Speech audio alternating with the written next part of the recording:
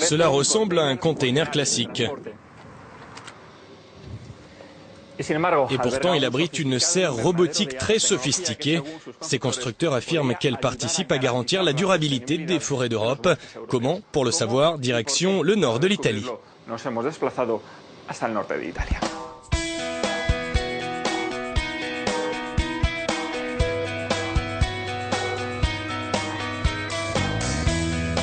Dans cette pépinière d'arbres, des centaines de petits chênes, hêtres et pins sont soigneusement pouponnés. Le mouvement continu des plateaux garantit un environnement moyen équitable entre les espèces, ce qui est presque impossible à obtenir avec les chambres de culture classiques. Nous avons des capteurs environnementaux très différents à l'intérieur du container et dans la chambre de croissance. Ils mesurent la température, l'humidité et le dioxyde de carbone. Et grâce à nos logiciels, nous pouvons contrôler la vitesse de rotation dans la chambre de croissance et faire bouger le bras robotisé.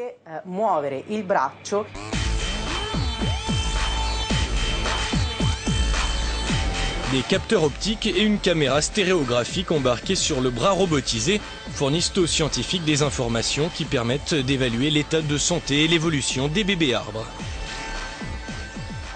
Les caméras embarquées sur le bras robotisé nous permettent de surveiller la croissance des arbres. Même pendant les week-ends, avec mon téléphone portable et grâce aux capteurs qui sont dispersés, je peux tout vérifier, voir par exemple si les lampes fonctionnent normalement. Des LED reproduisent les cycles du jour et de la nuit en s'adaptant aux espèces de forêt qui sont en croissance.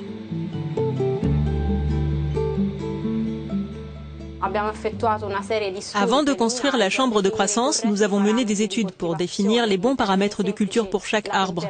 Température idéale et humidité bien sûr, mais aussi combien de journées de lumière les arbres ont besoin et l'intensité de cette lumière. Nous avons besoin de connaître ces paramètres pour avoir des arbres qui grandissent vite, mais qui soient aussi robustes, avec une bonne architecture des racines, afin qu'ils puissent être replantés en toute sécurité en plein air. Les scientifiques disent qu'ils ont développé ce prototype pour montrer que les espèces pouvaient être régénérées en utilisant moins d'eau, de pesticides, d'engrais et d'énergie. Et pour cela, ils ont dû prendre en compte de nombreux impératifs de la botanique et des sciences végétales.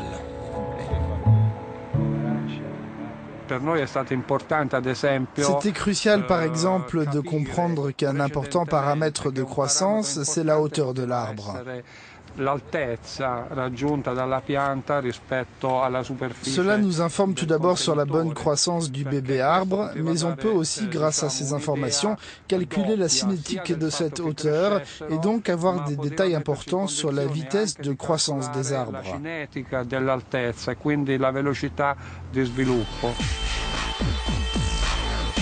Le prototype a été pensé pour être portable. Il est muni de 20 panneaux photovoltaïques et peut donc être installé dans les régions isolées où des arbres spécifiques sont nécessaires à la régénération de la forêt. Chaque plante a un génome spécifique. Le chêne-liège espagnol, par exemple, diffère sous certains aspects du chêne-liège italien ou français. Avec ce prototype, nous pouvons planter et transplanter des bébés arbres dans chaque pays, à chaque endroit, sans aucun risque de pollution génétique. Les premiers containers pourraient être commercialisés dans 6 ans environ. Les pépinières de forêt, les paysagistes et les urbanistes sont les premiers clients potentiels.